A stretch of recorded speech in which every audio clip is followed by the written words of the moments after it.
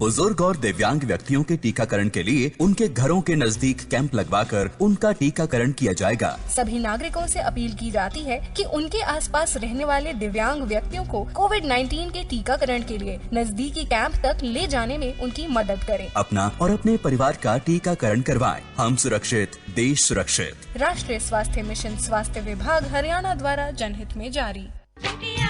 दूसरा बच्चा मुबारक हो भाभी, तुम्हारा परिवार पूरा हो गया। अब ऑपरेशन कराना है कि? आज के युग में 2 बच्चों को ही सही से पाल लो, यही बड़ी बात है।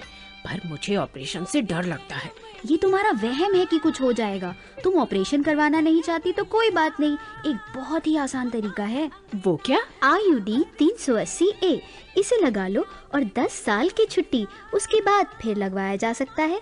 ये किसी भी स्वास्थ्य केंद्र में मुफ्त लगवाया जा सकता है। राष्ट्रीय स्वास्थ्य मिशन, स्वास्थ्य विभाग, हरियाणा द्वारा जनहित में जारी। नमस्कार, आकाशवाणी चंडीगढ़ से प्रादेशिक समाचारों के साथ मैं चांद मंजिला। पहले प्रस्तुत है मुख्य समाचार। हरियाणा के मुख्यमंत्री मनोहर लाल ने कहा है कि जब भी देश में विकास की बात होती है तो कांग्रेस तरह तरह के आरोप लगाकर लोकतंत्र पर प्रश्न चिन्ह लगाने का प्रयत्न करती है। हरियाणा विश्वविद्यालय शिक्षा बोर्ड ने 10वीं और 12वीं कक्षा का पाठ्यक्रम 30% कम करने का निर्णय लिया है। त्याग का त्यौहार ईद उल अजहा देश के विभिन्न हिस्सों में हर्षोल्लास के साथ मनाया गया। आकाशवाणी और दूरदर्शन ओलंपिक खेलों की व्यापक कवरेज करेगा। अब समाचार विस्तार से। देश भर में 18 वर्ष से अधिक आयु के सभी लोगों के लिए सरकारी केंद्रों में निःशुल्क टीकाकरण अभियान चलाया जा रहा है। आपसे अपील है कि कोविड वैक्सीन का टीका जरूर लगवाएं। कोरोना महामारी के प्रति कोई भी लापरवाही न बरतें। जब तक आवश्यक न हो घर से बाहर न निकलें और इन आसान उपायों का पालन करें। मास्क लगाएं, 2 गज की सुरक्षित दूरी बनाए रखें, बार-बार हाथ धोने और साफ सफाई का ध्यान रखें।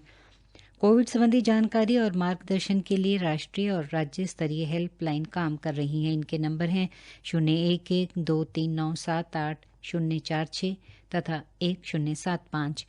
हरियाणा का हेल्पलाइन नंबर है 8558893911, जबकि चंडीगढ़ का नंबर है 9779558282। जानकारी लेने के लिए इन हेल्पलाइन नंबरों पर फोन करें।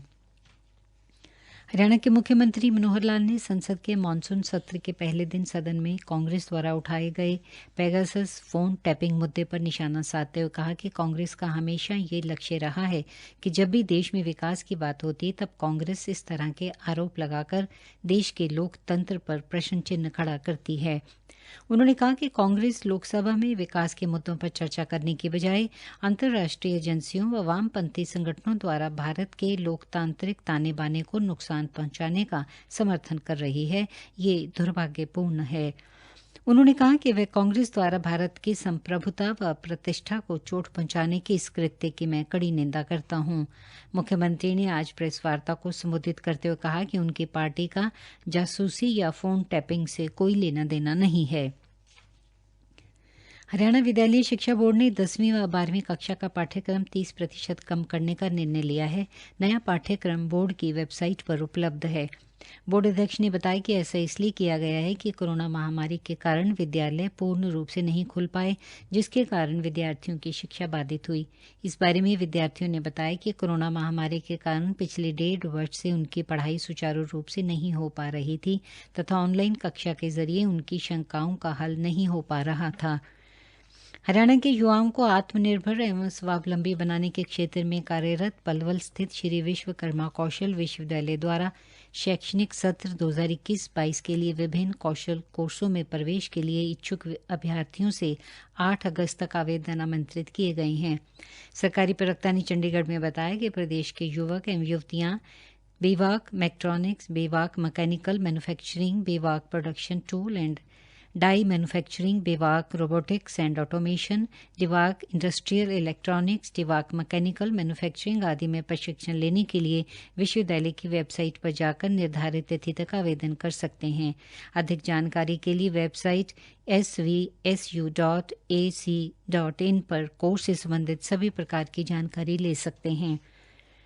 हरियाणा में आज लगभग 230 स्थानों पर 30,000 लोगों को कोविड वैक्सीन का टीका लगाया गया। पंचकूला से हमारी संवाददाता ने बताया है कि प्रदेश में अब तक लगभग 1 करोड़ 8 लाख नागरिकों का टीकाकरण किया जा चुका है। फरीदाबाद टीकाकरण अभियान के नोडल अधिकारी डॉक्टर राजेश शोकन ने बताया कि जिले में आज 4,383 लोगों को कोरोना वैक्सीन का टीका लगाया गया। प्रादेशिक समाचार आकाशवाणी चंडीगढ़ से प्रसारित किए जा रहे हैं। त्याग का त्यौहार ईद उल अजहा बकरीद आज देश के विभिन्न हिस्सों में मनाया गया। कोविड-19 महामारी के चलते बहुत से स्थानों पर श्रद्धालुओं ने बहुत कम संख्या में मस्जिदों में नमाज अदा की। कुछ राज्यों में जहां लॉकडाउन प्रतिबंध लगाया गया है, वहां लोगों ने कोरोना दिशा निर्देशों का पालन किया और अपने घरों में ही नमाज अदा की।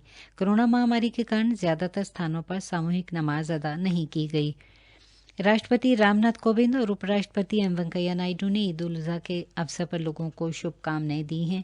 अपने संदेश में श्री कोविंद ने कहा कि ईद उल अजहा का त्यौहार प्यार की भावना के प्रति कृतज्ञता, निस्वार्थता और बलिदान और समाज में मिलजुल कर काम करने को दर्शाता है। उन्होंने कहा कि ये त्यौहार गरीब और निराश्रित लोगों के साथ खुशियां बांटने का अवसर भी है। उपराष्ट्रपति ने इस अवसर पर कहा कि बलिदान का त्यौहार ईद उल जुहा परमात्मा के प्रति भक्ति भाव की मिसाल है। प्रधानमंत्री नरेंद्र मोदी ने भी ईद उल जुहा के अवसर पर अपने संदेश में आशा प्रकट की है कि ये दिन परमपिता परमात्मा की सेवा में सामूहिक सहानुभूति, सामंजस्य को आगे बढ़ाने में मदद करे। रोहतक में ईद उल अजहा मनाई गई। इस मौके पर ईदगाहों और मस्जिदों में सुबह के समय ईद उल अजहा की विशेष नमाज अदा की गई।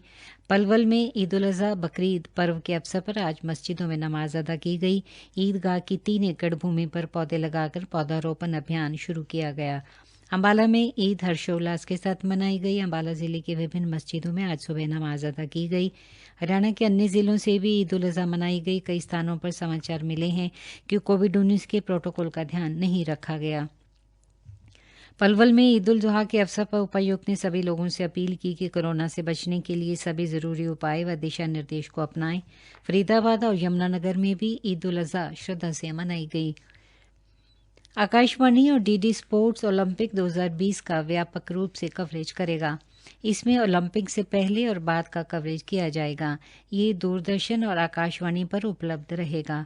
डीडी स्पोर्ट्स, डीडी न्यूज़ और डीडी इंडिया ओलंपिक के रोजाना शोज और विशेष कार्यक्रम प्रसारित करेगा। इसका सीधा प्रसारण डीडी स्पोर्ट्स पर रोजाना शाम 5 से 7 बजे तक होगा। आकाशवाणी के सभी मुख्य केंद्र, एफएम रेनबो, डीआरएम और अन्य इच्छुक आकाशवाणी केंद्र ओलंपिक कार्यक्रम प्रसारित करेंगे। ये कार्यक्रम आकाशवाणी के यूट्यूब चैनल, डीटीएच और news on AIR mobile app पर भी देखे जा सकते हैं। रोजाना के मुख्य आकर्षण और समय समय पर एफएम पर इसकी जानकारी दी जाएगी। आकाशवाणी का समाचार सेवा प्रभाग इस माह की 1 तारीख से रोजाना स्पोर्ट्स कार्यक्रम में ओलंपिक क्विज प्रसारित कर रहा है। सभी विजेताओं को टीम इंडिया की जर्सी मिलेगी। प्रसिद्ध खिलाड़ियों, कोच, खिलाड़ियों के रिश्तेदार और समाज के प्रभावित व्यक्तियों के संदेश आकाशवाणी के न्यूज़ और 46 प्रादेशिक समाचार इकाइयों पर 77 भाषाओं में प्रसारित किए जाएंगे। कोरोना महामारी के दौर में पूर्व क्रिकेटर युवराज सिंह मदद के लिए आगे आए हैं। युवराज सिंह की फाउंडेशन पीजीआई रोहतक में 100 आईसीयू बेड स्थापित करेगी। प्रथम चरण में इस माह के अंत तक 64 बेड स्थापित कर दिए जाएंगे। आमतौर पर यह फाउंडेशन देश भर में कैंसर पीड़ित मरीजों की मदद करती है, लेकिन इस बार कोरोना महामारी के चलते संक्रमितों के इलाज में मदद के लिए आगे आई है। ये जानकारी स्वास्थ्य यूनिवर्सिटी के उपकुलपति डॉक्टर ओपी कालरा ने प्रेस कॉन्फ्रेंस में दी। अंत में मुख्य समाचार एक बार फिर।